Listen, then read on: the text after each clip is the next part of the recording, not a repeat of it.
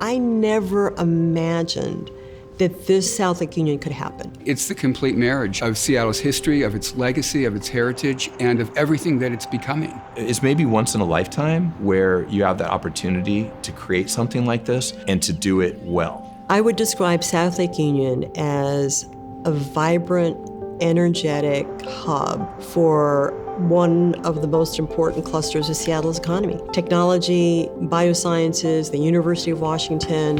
It's a place where people live, where they work, where they hang out. It's this collision of creative people, of emerging businesses, of history. It's extraordinary, it's special for Seattle, and frankly, I think there are very few examples like this anywhere in the world.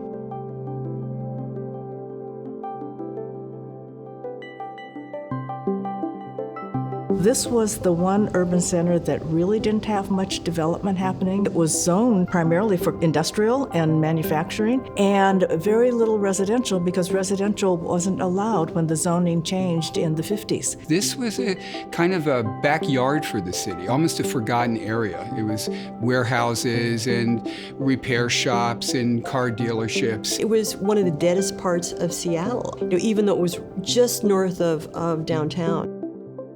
Paul Allen had this vision for a commons for Seattle. He thought of it as Seattle Central Park. The voters of Seattle didn't see that vision. But what it did was open up the opportunity then to take this collection of properties and to do something really meaningful. I don't think there's another example in the United States where you have this much contiguous land right in the urban center. Vulcan had this vision, offices, housing, small businesses, and weaving into that transportation and transit has been this urban experiment that's come to life.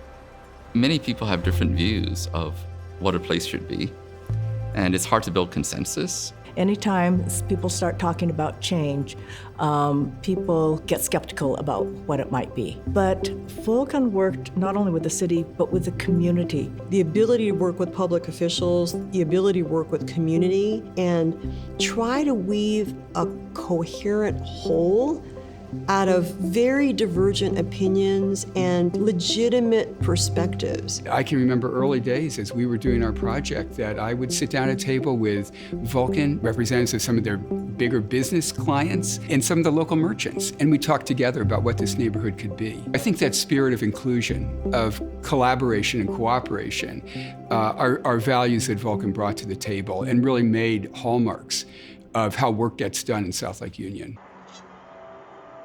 In order to really create the kind of community that we had anticipated here, we did need to add the additional density. Any change is difficult in zoning, and trying to make it more progressive so that it results in a better community is hard.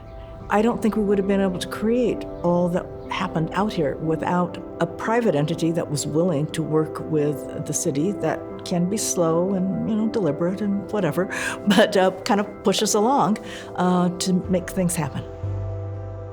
Vulcan also understood that this many people and this many jobs would create some stress on the streetscape and transportation. The streetcar idea was, how do we connect the rest of the downtown urban center with this area out here that is going to be developing? It helped all the people who lived and worked in South Lake Union, but it also helped the people in the city.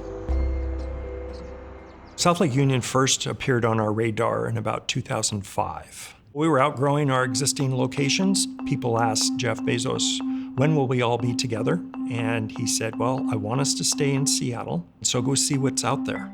And I came to South Lake Union. I loved it, and so I brought Jeff back. And he walked around and he said, I love this place, it has soul. We had options. We could have gone to the suburbs, taking some farmland and maybe knocking down a few trees. We would have been very inward looking. And we knew that Vulcan had this incredible vision, not to create a campus, but to create a neighborhood. We really aligned beautifully. We had a seat at the table. They wanted to hear what was our vision. We would negotiate the lease during the morning, and then we would go hand in hand together down to City Hall to talk to City Council representatives and to the mayor and to the department heads to talk about our vision and our timing, because it was nothing like that had ever been done in Seattle. We've seen Seattle be a huge hub for life sciences. We're creating world-class research and innovations here. Fred Hutch has been a really important anchor. The Institute of Systems Biology, the University of Washington, their medical school, their research, and the convergence of life sciences, technology, all coming together here. Vulcan's vision was, this is about people at the end of the day. How do you build an environment where people can do their best work, where people can live and celebrate and feel at home? Vulcan didn't have a master plan, but I think they had really good instincts about letting things grow organically, but having guiding principles of sustainability and urban vitality. Not so much this grand vision that had a A, B, C, D plan or a sequential set of steps. It was this organic process that was led by values. The question becomes, how do you design something so it's a human scale, so it still feels accessible and friendly and not overwhelming? There was a great sense of the value of great streets. We would take something as mundane as an alley and actually make it into a positive.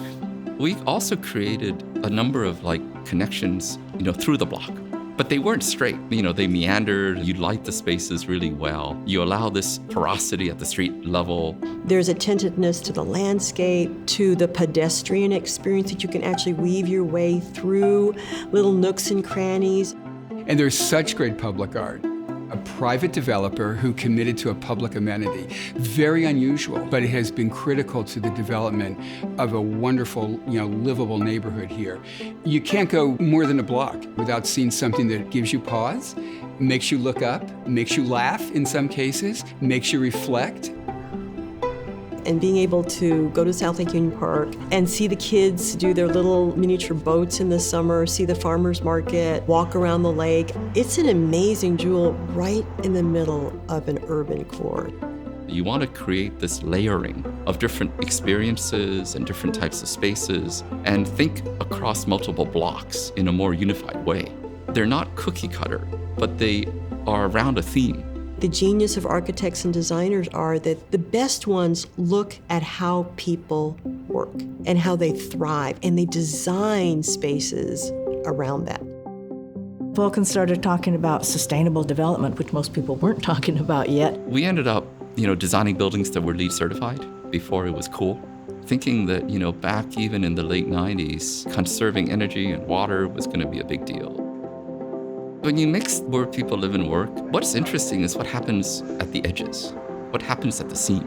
They build on each other. They actually cross-leverage each other because the folks who live here also patronize these street-level retailers. And then the folks who work here do the same. I think Vulcan was actually very sensitive to the kind of retail mix that they wanted to create at the street level. They weren't looking for the national chains. I think they were looking for retailers who could add a variety of different experiences to the street.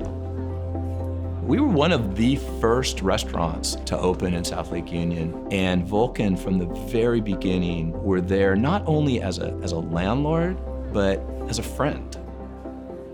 The Great Recession hit almost a week after I signed the lease, I think, but Vulcan stepped right in and offered some assistance and support, whether it came to rent relief or marketing, and we together, built this business.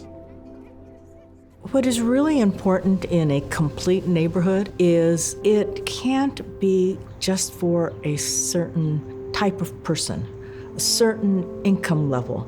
So many of our neighborhoods are already built up. It's hard to get new affordable housing developed, but this was a community that was a new one, was being developed based on the values that Vulcan had. The fact that the projects were incorporating residential units that covered a spectrum of income levels, I think allowed for that diversity of people who could live here. I think so many large cities like Seattle, that are going through rapid change. The development is chaotic, it's disappointing, it leaves people out. That's not true here. South Lake Union is a very inclusive, a very welcoming community. One of the things I've appreciated is Vulcan takes its role as a citizen, as a corporate citizen, really seriously. It's not lip service. We know that homelessness is our crisis. Vulcan was instrumental in pulling all those nonprofit providers together with the business community in many conversations and helping to design and transform and think about what the solutions can be as we work together. We met up with Vulcan, I think in about 2009 when the recession hit. We were losing our home and we were about to become homeless ourselves. And they're like, well, we have a space over here. Do you want this one? It's like they had thrown us and all these hundreds of women a life ring. And it was the start for taking buildings that were going to be slated for demolition and turning them into homes for now. What South Lake Union has done to Seattle is to give it an incredibly exciting economic and cultural engine. I think it sets a framework for thinking about the city of the future and how we can actually live and work in a more sustainable way. Visionaries who can execute and deliver and change.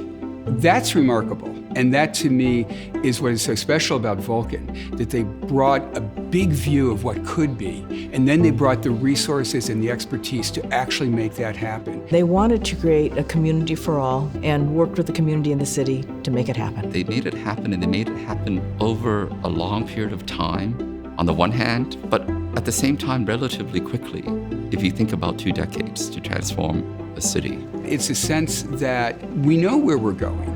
We're going into this community that's going to have a solid economic base, that's going to encourage growth and development and creativity, that's going to have a place for everybody. This is the place where our past and our future come together. This is where we can come together as people and really reflect on where we've been and then together envision where we're going next.